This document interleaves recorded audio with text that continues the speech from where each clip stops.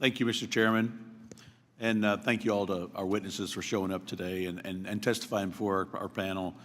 You know, as representative of the air capital of the world and the breadbasket of America, trade's a critical issue for my 4th Congressional District in Kansas.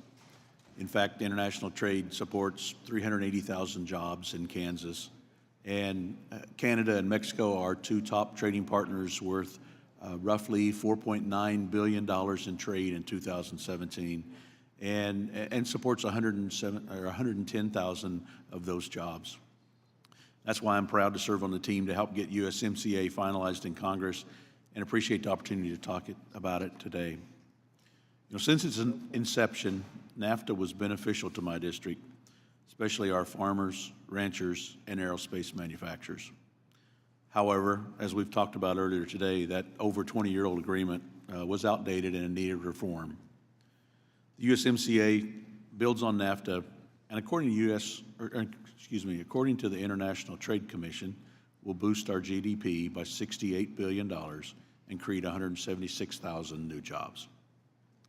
Kansas agriculture and manufacturers have been big winners under the USMCA.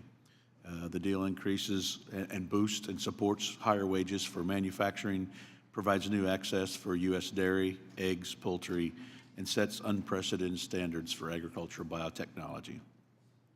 As we mentioned earlier today, Mexico has passed sweeping labor reforms that were called for in the USMCA, and just this week, the tariffs on aluminum and steel were dropped, as well as the retaliatory tariffs from Mexico and Canada on our American agriculture. And these are all significant steps towards passing the USMCA as we work to finalize it in Congress. I think that's very important that we in Congress get the opportunity to vote on implementing this agreement. You know, as we all know and mentioned earlier, this requires law changes in all 3 of the countries in terms of the process. So it's going to be enough of a drawn-out process to make that happen in all 3 countries. So the sooner we get started, the sooner we can help make that happen. As this process moves along, you know, I agree with our colleagues that ensuring USMCA is enforceable is one of the top priorities. While most of the discussion has been focused on environmental and labor provisions, I believe that there are other sections of the deal that also need to be enforceable to create the best outcome for American jobs and products. Ms. Warwick, as you know, Cargill has a significant presence in my home state of Kansas. It's an impressive organization and an important part of our community. Can you describe a little bit about how Cargill and your industry will benefit from passing the USMCA?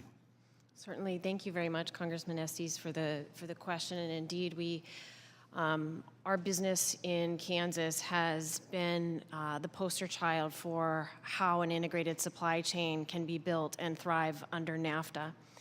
And so essentially, this agreement reduces nearly 100% of tariffs across the board. So that's what's important to know. In addition, because 50% of U.S. exports are tied to U.S. investment in foreign markets or overseas, our ability to move not only goods but services and capital across the borders of Mexico and Canada is critically important for our ability to grow in Wichita, Kansas. And so we see this agreement as an imperative for our business not only to grow but to survive.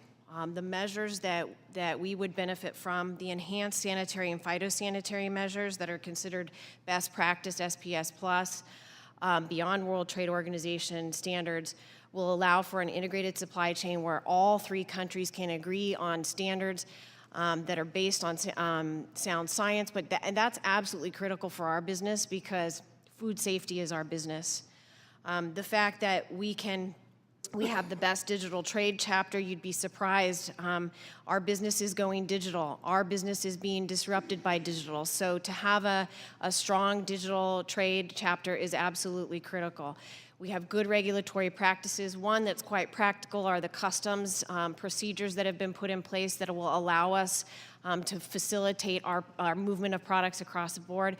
And then the unique opportunity in USMCA is something called rapid response, which is important for our products that we produce in your district, because when we're shipping perishable products across the border and they get stopped for some unknown or unnecessary reason, we have the ability to invoke the rapid response mechanism immediately and get answers to our questions from the customs officials on either side of the border. Thank you. Thank you. See, my time's up, expired. I'll yield back, Mr. Chairman. Thank you. Ms. Moore? Thank you so much, Mr. Chairman, for allowing me to join your panel this afternoon, and I want to thank the witnesses for their patience.